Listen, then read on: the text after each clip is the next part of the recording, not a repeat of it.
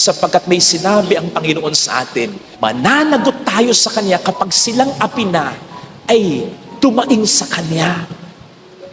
Hindi ko nga po malaman kung saan nanggaling yung pamanhiin at kung may katotohanan niya.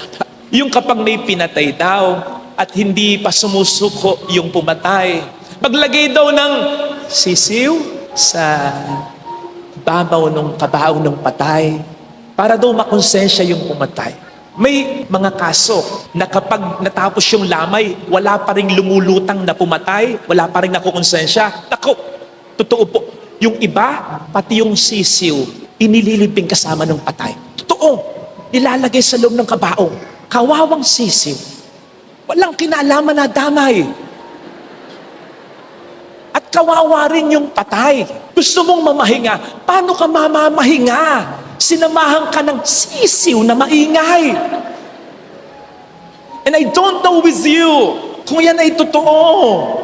O sige, granted for the sake of argument. Kasi may nagko-comment din dyan. Totoo yan. Sapagkat yung kapatid ko pinatay, naglagay kami ng sisiw. Hindi pa natatapos yung lamay. Nakonsensya na yung... O sige, kahit nakonsensya pa, nakapanood ka na sa TV na habang ini-interview si Salarin, umiiyak pa. Ano ang sinasabi? Sinasabi ba niya, kaya po ako sumuko. Lagi ko narinig yung sisiw. Walang ganun, Mars. Ang maririnig mo sinasabi, hindi ko na po maatim.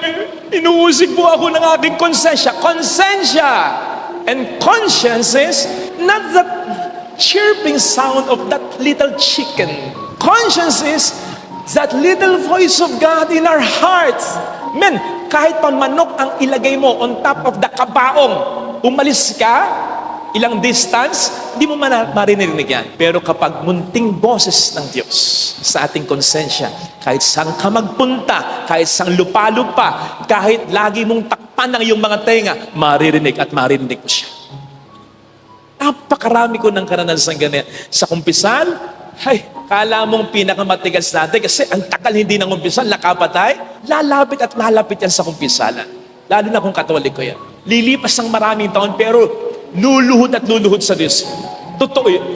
Kaya sa Kanya tayo dumaing. Lagi kong sinasabi, kapag tayo ay may naargabyado, pag may niloko ka, halimbawa, illegal recruiter, nako, lalong-lalo na yung mga nagbebenta pa ng kalabaw, ng lupa nila, tapos lulokohin mo, yung ini-scam ng mga mahirap lang, yung mga pinauutang, tapos ang laki ng patubo, halos hindi na mabayaran. Father, pinauutang ko naman hindi mo tinutulungan. Lalo mong binabaon sa utang. Tulungan mo, pautangin mo, siguro interest kunti lang. Sa mayaman, pwede ka pang magpatubo kahit paano. Kasi paikutin lang niya ito. Pero sa mahirap, maawa ka. Kasi walang pambayad ito. Kapag ganyan ang ginawa natin, at lumuhod yan sa Diyos, at nanalangin, at umiyak, nakaw! Sinabi, bakit ganito yung buhay ko? Tapang-tapa na ako, Lord. Maawa ka naman sa akin. Ikaw na po ang bahala sa taong nagpautang sa akin. At ang interest ay napakalaki. Ikaw na po, may debt pa ako. Wala naman akong ibabayad. Ikaw na po ang bahala sa umapi sa akin. Pag ganon, kung ikaw yung umapi, nakaw! Arrrr! Di totoo matakot ka na. Mas nakatatakot ito sa mga horror movies ngayon. Kasi ito, totoo. Kasi sabi ng Panginoon, mananagot tayo. Mararamdaman mo ang higanti ng Diyos sa ngalan ng mga taong inapi mo. On the other hand, kapag tumulong ka sa tao, ang laki ng tulong mo, tapos hindi makabayad o makaganti sa'yo, hindi ka pa lumalayo, sasabihin na, bahala na po ang Diyos sa inyo. O kaya hindi mo man marinig pag nagdasal yan sa Diyos. Kasi bago mo tulungan yan, nagdasal na yan sa Diyos. At ikaw ang pinadala ng Diyos. Babalik yan sa Diyos at magdarasal ulit. Lord, salamat, napakabuti mo. Hindi mo ako pinababayaan. May tumulong sa akin kanina. Lord, ikaw na ang bahala sa Kanya. Congratulations, sapagkat sinisigurado ko sa iyo, mararamdaman mo ang ganting pagpapala ng Diyos sa iyo.